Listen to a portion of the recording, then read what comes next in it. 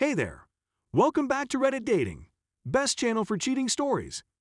Make sure to like and subscribe the channel for more spicy stories. My vile ex-wife.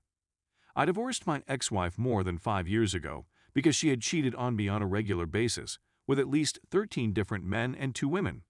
As background, my ex-husband and I were swingers until the last year of our marriage. To give you some perspective, when I realized things had gone out of hand, I informed her I'd had enough of swapping partners. Unfortunately, she didn't agree and continued to meet up with guys behind my back.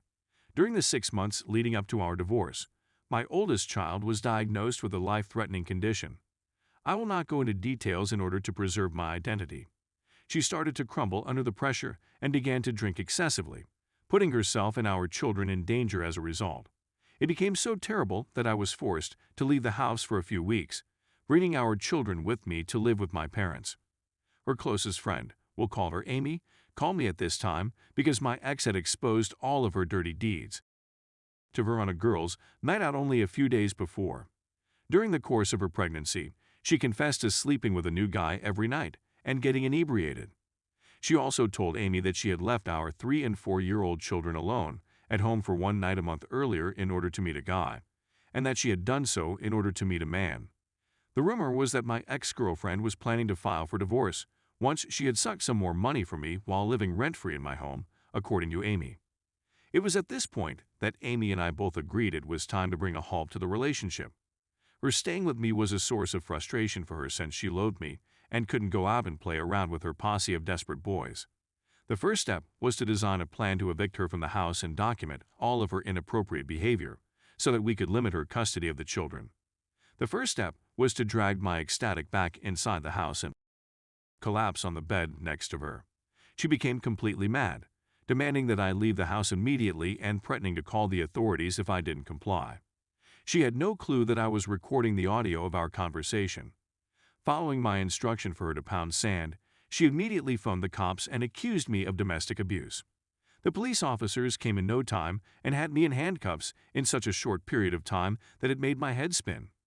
The detective came over to the squad car to talk with me, and I gave him permission to listen to the audio recording. The longer he stayed, the more furious he became with my wife, until he eventually left. Eventually, she was the one behind the wheel of a squad car, handcuffed, and condemned to spend the night in jail. She went to stay with Amy for a week. Since she wasn't permitted to return to our home, I got a restraining order. During this week, she went on a shopping frenzy, purchasing a new laptop, an iPhone, at full retail price, and a new clothing. She depleted our bank account and began to raid my savings. Amy also admitted to binge drinking at her residence to the point that she puked and defecated on herself all over her bathroom. Amy videotaped her binge for posterity, and she sent me 20 minutes of footage of a lady out of control intoxicated. The following day, I went to our savings account and placed all of our money in my new bank account so I could pay the bills. I canceled the account so she wouldn't be able to invoke overdraft protection and leave me liable for the overages. I canceled all of our shared credit cards and moved all of my investment accounts into a separate account in my name alone. She lost it when she realized she no longer had any money to burn through.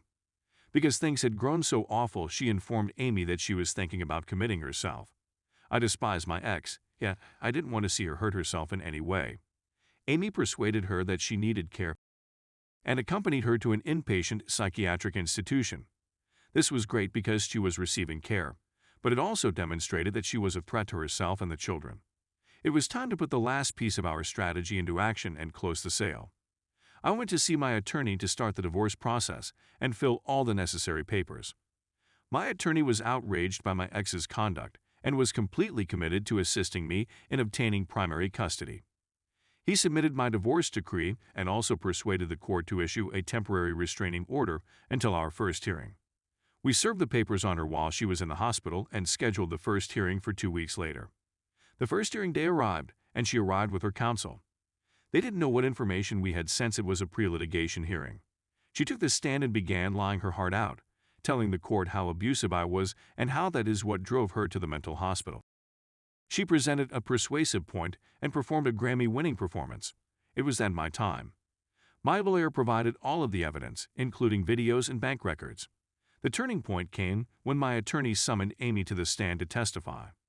She narrated a horrific tale of a neglected mother who was absolutely out of control. A tale of a mother who was struggling with drug usage that was only getting worse. My ex couldn't keep her mouth shut the whole time Amy was on the stand. She made her attorney appear like a since all of her falsehoods were now revealed and contradicted what she had told him. When the dust cleared, I was granted exclusive custody, and she was granted supervised visits until she completed rehab and received more therapy. We swiftly reached an out-of-court settlement, agreeing to a progressive visitation schedule as she completed treatment and mental health therapy. I received the home after giving her a piece of the equity. I kept all of my financial accounts, and I get to see my kids around 80% of the time. She was able to spend the following 2.5 years living with her mother and bouncing from job to job. Life is very wonderful 5 years later, and it's much better knowing she's no longer my concern. Story 2. I, 30 male, finally got truth and pried out confessions from my wife, 30 female of 5 years, that she's been having an affair for months. Despite the fact that this is still a throwaway, please read the previous post for background. My wife finally opened up to me about some of the facts of our lives last night. As soon as she arrived in town for a bridal shower last weekend, I made it clear to her that she was not permitted to drink alone with her friend back home in the South. We recently moved up north. She proceeded to tell me about her weekend activities, all of which were perfectly innocent. It was suggested that I get in touch with the dude's girlfriend. Though I was apprehensive about doing it at first, I'm quite glad I did it. I questioned as to whether she had ever had any reservations about these two. Yes, she acknowledges that they have spoken about it, but he maintains that they are only good friends. She voiced her dissatisfaction with my wife's decision to spend the weekend at his residence. What the hell happened? What the hell happened? After that, I confronted my wife, who continued to spread the same lies.